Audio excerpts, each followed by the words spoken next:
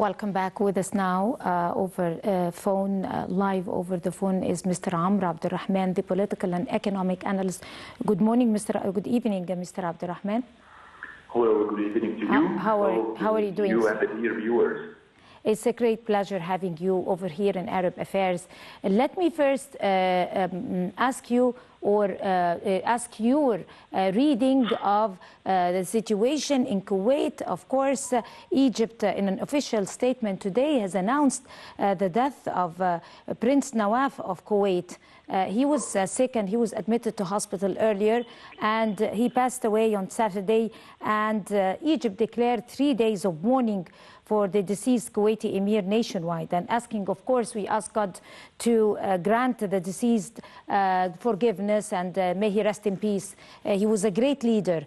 What is your assessment of the Kuwaiti-Egyptian relations, especially lately, their stance against the Palestinian cause? I guess we lost Mr. Abdel Rahman over the phone. I guess we're exercising some technical difficulties, and we will be trying to reach Mr. Abdel Rahman again.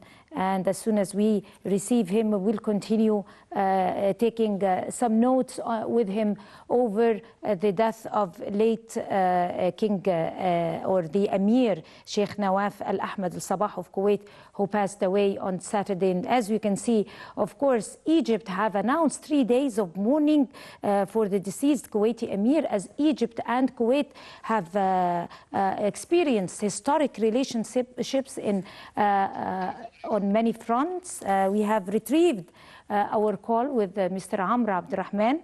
Good afternoon, Mr. Abdel Rahman. Welcome back once again.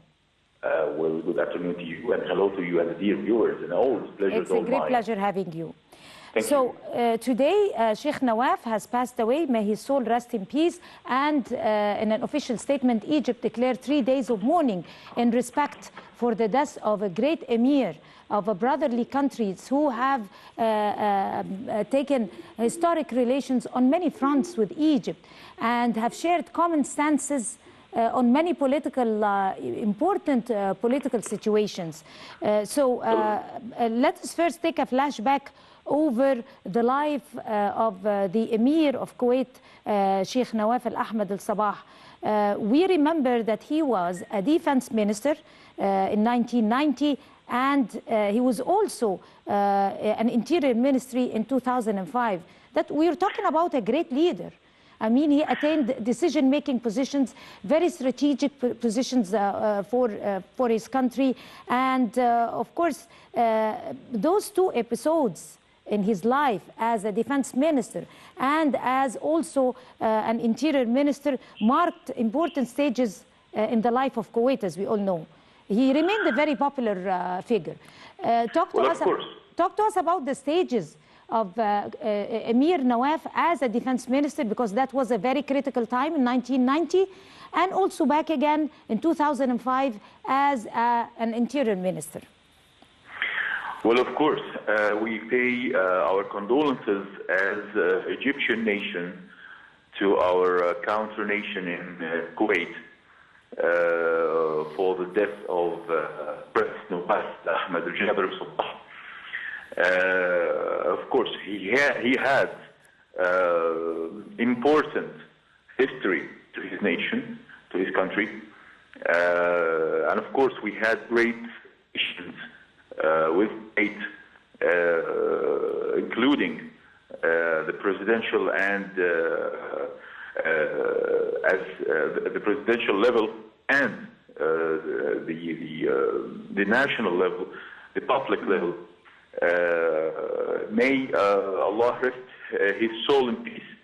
And he has done great efforts to maintain the strength of our relations, the Kuwaiti-Egyptian relations. It has sustained strong all the way for all times.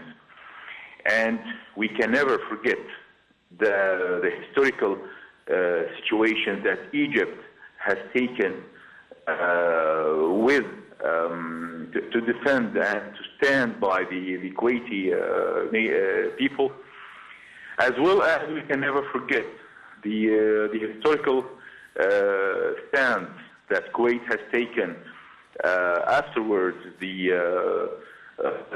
revolution in June 30, which had a turning point in Egypt and the whole region, and of course in Gulf countries. Exactly. It has saved the whole region from great threats, and of course Kuwait leadership and His Highness, the deceased His Highness has taken strong decisions to help and to stand by the Egyptian revolution. We can never forget this. Egypt, do not forget those who stood with her, with Egypt, and of course we pay our condolences, and we are sure that we have the same level of strength and close relations with the Kuwaiti people and leadership. Right. But then, Mr. Abdel Rahman, when we talk, before we talk about June 30th, we could take a flash way more back to the Iraqi invasion of Kuwait and how the Egyptian armed forces supported and backed and was the backbone for Kuwait during that invasion, and even more, even have always been supporting to all the Arab countries. But with all respect to the Kuwaiti nation, Egypt and Kuwait have been brothers in integrity, brothers in unity, brothers in their, for the taking leading roles in the Arab region, brothers in their support to the Palestinian cause even. So let's talk about him, taking that important stances with Egypt for a long time. Egypt and Kuwait have been partners on many fronts, especially militarily and politically also. Sure. Politically speaking, Egypt have been taking a support and a backbone to Kuwait since 1990, right? Exactly. If you'd like to elaborate. Egypt is not only the backbone of the Arabic nation, but the strongest army and the strongest nation and the bigger brother for all nations in the Arabic East. As I would like always to say, the Arabic East is always needing a leader, and Egypt is this leader. And of course, we had to take a firm stand to protect Kuwait in 1990 and to stop the invasion, the Iraqi invasion against Kuwait, which was a mistakable decision taken by the leadership in Iraq, of course. Egypt, without the participation of Egypt to protect Kuwait, no other army in the region or no other force in the region would have been capable to protect the Kuwaiti state.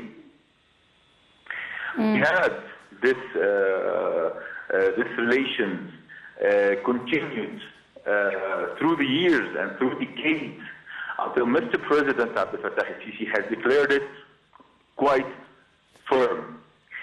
It's called only the matter. It's matter of space, matter of distance.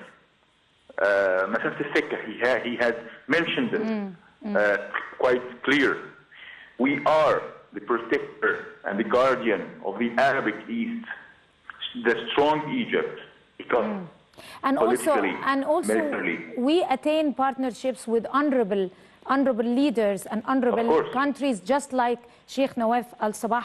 But let's also take a flashback in the historic relationship that we are talking, the partnership, the bilateral relations between Egypt and Kuwait that dates back even to the 50s. I mean, of course.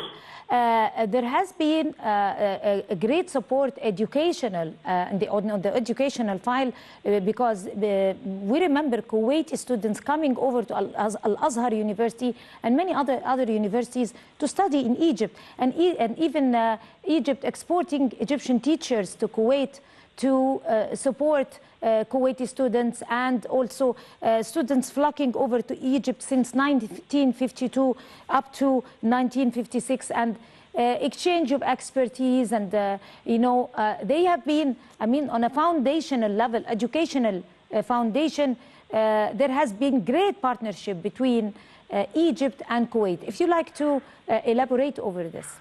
This is very important point. In the foundation era, when Kuwait was being founded as a state, Egypt has a great role to grow this state and build strong bridges of relations, not only political, not only diplomatic, but also on the level of culture. Right. I remember that essay that was famous in the time of 60s and 70s.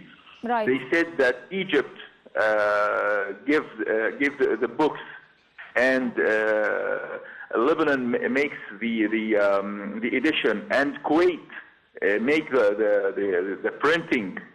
Right. Of course, we can never forget the most important cultural role of Kuwait. Unfortunately, Mr. Abdel Rahman, we're running out of time, though that I had so many points to discuss with you. But these bilateral relations have taken a peak at the time of President Abdel Fattah al-Sisi, who have taken Egypt to a whole new level because of his foreign policy that has been reflected over with countries like Kuwait and other countries, and Saudi Arabia and Emirates and all Arab countries. Unfortunately, this brings us to the end of Arab Affairs for this time. Many thanks to all of you, and until we see you again next time, that's a goodbye.